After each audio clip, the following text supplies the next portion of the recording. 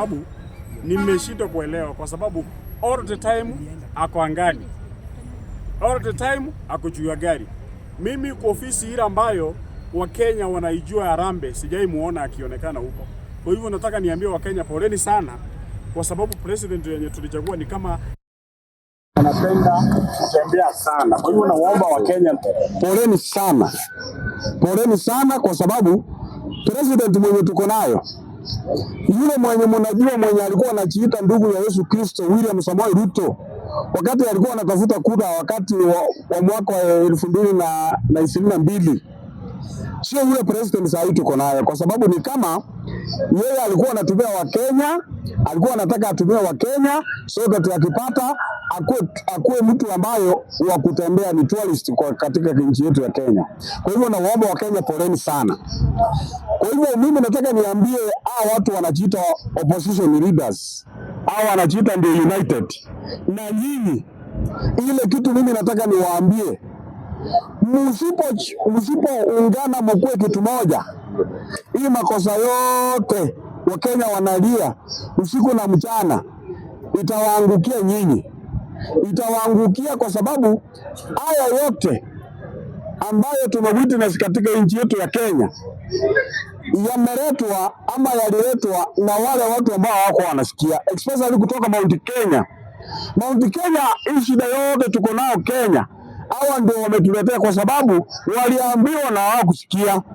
Uhuru alijaribu kuongea hata lugha ili waweze kumsikiza, ndio wasiweze kuchagua mheshimiwa Ruto.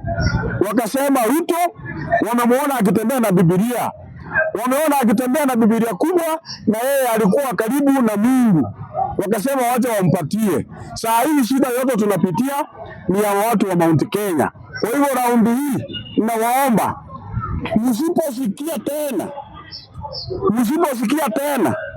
msikie yale machungu yale mheshimiwa Ruto ametuletea katika nchi yetu ya Kenya, na muungane pamoja nyinyi kama watu wa opposition.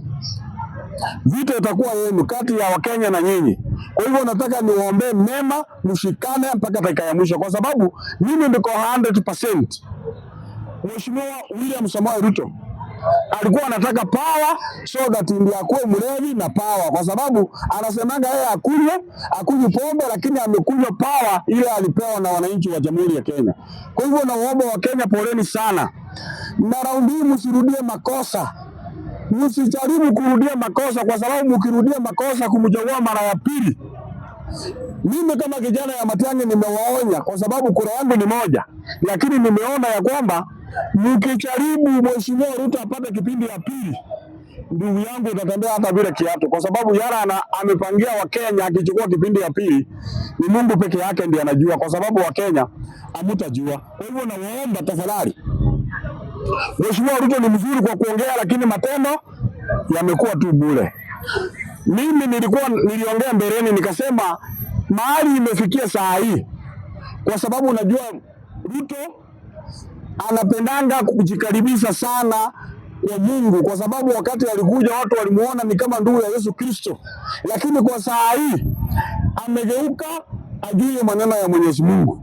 Lakini ikikaribia uchaguzi tena atakaribia Mungu, ajiita yeye ni mtoto wa Mungu.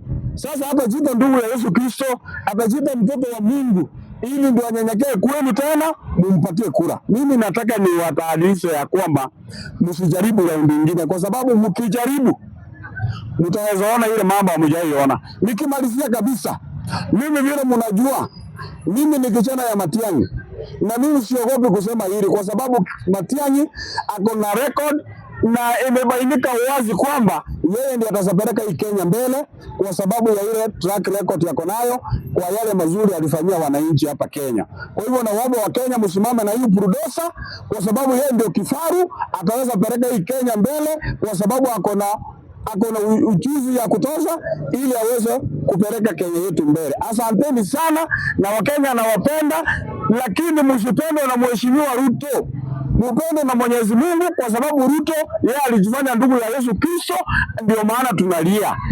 Next time atajaribu kujiita mtoto wa Yesu Kristo, ndio tena atunyanyase vile anaendelea kutunyanyasa. Asanteni sana na Mungu awabariki.